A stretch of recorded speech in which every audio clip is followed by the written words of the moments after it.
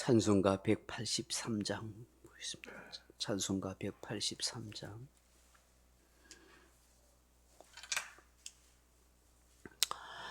찬송가 183장입니다.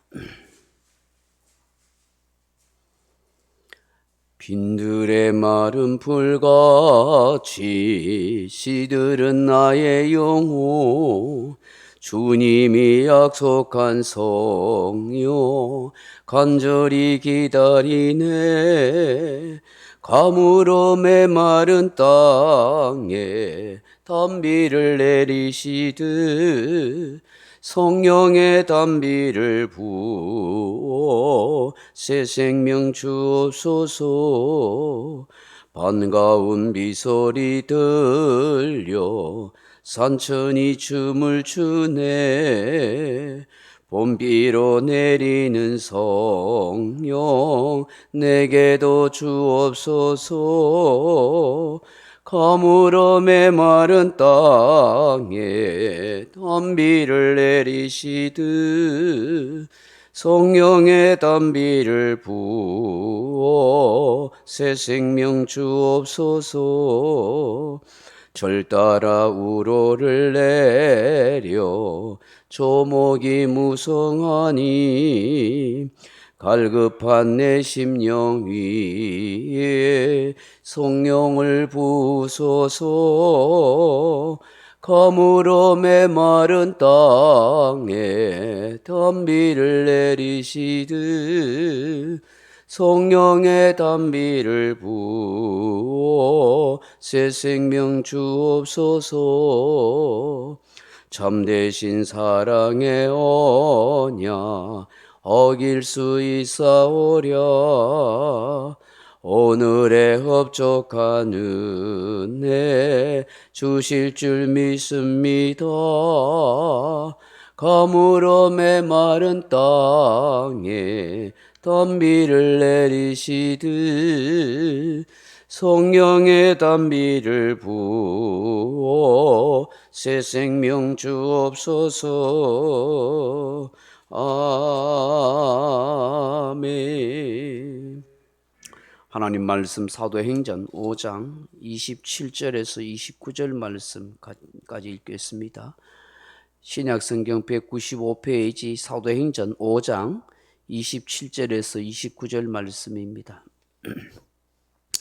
그들을 끌어다가 공회 앞에 세우니 대제사장이 물어 이르되 우리가 이 이름으로 사람을 가르치지 말라고 엄금하였으되 너희가 너희 가르침을 예루살렘에 가득하게 하니 이 사람의 피를 우리에게로 돌리고자 함이로다. 베드로와 사도들이 대답하여 이르되 사람보다 하나님께 순종하는 것이 마땅하니라. 아멘. 사랑하는 성도 여러분, 성령 충만함을 받은 베드로를 위시한 사도들의 모습을 보면서 우리가 무엇을 느끼고 배워야 하겠습니까? 그 사도들의 말과 행동을 보면서 우리가 무엇을 생각해야 되겠습니까? 계속해서 위협하는 대제사장과 그리고 서기관들, 율법사들, 사두개인들 온 갈리들이 똘똘 뭉쳐서 저렇게 위협하고 또 저렇게 힘들게 하는 이런 가운데 있습니다. 무엇을 우리가 어떻게 해야 되겠습니까? 어떤 모습을 가져야 하겠나 하는 것입니다. 그 첫째로는 담대함을 가져야 한다 하는 것입니다. 사도들은 천사의 도움으로 옥에서 나온 후 곧바로 가서 무엇을 했습니까? 백성들에게 가서 성전에서 말씀을 가르쳤습니다. 복음의 큰 권능을 체험한 사도들에게는 두려울 것이 없습니다. 두려움이 그들을 사로잡지 못했습니다. 오히려 그들은 담대한 것입니다. 그리스도인들은 가져야 할 마음이 있다면 바로 담대함입니다. 그 담대함은 하나님의 권능과 능력을 신뢰하는 믿음에서 나오는 것입니다. 그러므로 하나님의 자녀된 저와 여러분도 어디에서 무엇을 하든지 담대함을 가지고 살아가야만 사단의 모든 계략을 이기게 될 줄로 믿습니다. 두 번째로 믿음으로 행했다 하는 것입니다.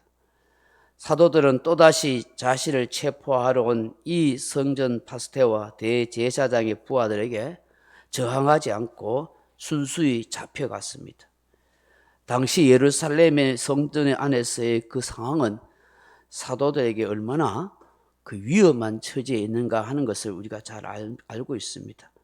사내들인 공회원들은 백성들을 선동한다 하여서 이들을 더없이 위협하고 죽이려고 지금 하고 있습니다. 그런데 사도들은 그 어떤 인간적인 책략을 꾀하지 않습니다.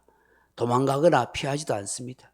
하나님의 권능을 믿었기에 그들은 순수히 체포되었습니다. 전적으로 자신들의 생명과 운명을 하나님께 맡기는 그런 믿음으로 가득하였기 때문인 것입니다. 모든 것을 듣고 보고 알고 계시는 그 하나님께 자신들의 인생을 다 맡기고 있다 하는 것입니다. 그러므로 저와 여러분도 믿음으로 살고 믿음으로 행하며 그렇게 살아가야 될 줄로 믿습니다. 세 번째로 큰 지혜로 행하였다 하는 것입니다. 지금 대제사장과 사내들의 공회원들이 노기가 충천하여 다시 묻습니다. 왜 더 이상 예수 이름으로 가르치지도 전하지도 말라고 했는데 왜 그것을 금하는 것을 범하였느냐 그렇게 말합니다. 예수 그리스도의 십자가를 통해서 그 죽임을 당한 그 핏값을 왜 자기들에게 찾으려고 하느냐 그렇게 이야기를 합니다. 사실 자기들이 뒤에서 조종하고 선동해서 예수님을 십자가에 못 박도록 하고 피 흘려 죽도록 한 건 아닙니까? 그런데 자기들의 잘못을 인정하고 싶지 않은 것입니다. 자기 신들이 죽였던 그 예수의 이름이 전파되어서 많은 사람들의 민심이 그쪽으로 흘러가는 것을 원하지 않는 것입니다. 이 순간에 사도들이 뭐라고 이야기합니까? 29절 말씀 다시 보십시오. 베드로와 사도들이 대답하여 이르되 사람보다 하나님께 순종하는 것이 마땅하니라. 아멘. 얼마나 지혜로운 말입니까? 뭐 다른 변명이나 다른 뭐 핑계대는 말 하지 않습니다. 우리는 오로지 하나님께만 순종하는 사람입니다. 사람 말 듣는 것이 아니라 하나님의 말씀을 듣고 그 하나님의 말씀에 우리 따라서 우리는 순종하는 자입니다. 그렇게 이야기하는 것입니다. 결국 하나님께 순종해야 한다는 이 말에 사내들인 공회원들도 어찌할 수가 없는 것입니다.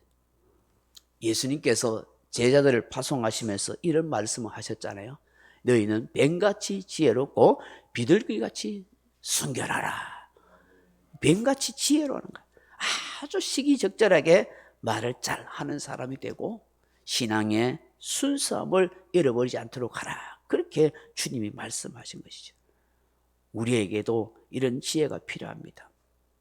어떤 곤란한 상황에 처하더라도 지혜로운 말을 할 수 있도록 우리가 은혜를 구하고 기도해야 돼요. 복음을 전해야 됩니다. 가까운 사람에게나 뭐 잘 모르는 사람에게나 예수님의 이름을 전하고 복음을 전해야 듣고 예수님께로 돌아오고 회개하고 구원의 역사가 있지 않습니까? 성경 말씀대로 듣지 않는데 어떻게 믿으려? 전파하는 사람이 없는데 어떻게 구원을 받으려 하지 않습니까? 전해야 되는데 지혜롭게 전해야 되는 거예요. 시기적절하게 잘 생각해서 그 사람에게 복음을 전하고 이야기해야 하는 것이죠. 오늘 이 새벽에 주시는 이 말씀 우리가 함께 묵상하면서 주님 어떤 위협 앞에서도 신앙의 정절을 지키는 담대함을 허락해 주옵소서.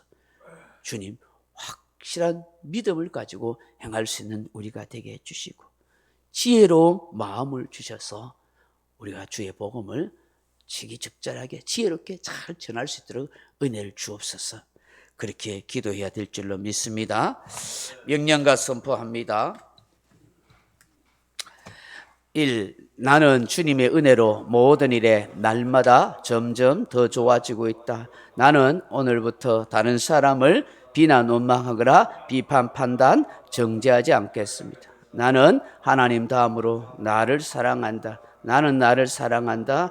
교만은 독약이다. 그 어떤 경우에도 감사합니다. 나는 내 안에 살아계신 예수님 때문에 행복하다. 있을지어다. 그대로 되니라. 좋았더라. 아멘. 각자 기도하시다 돌아가시기 바랍니다.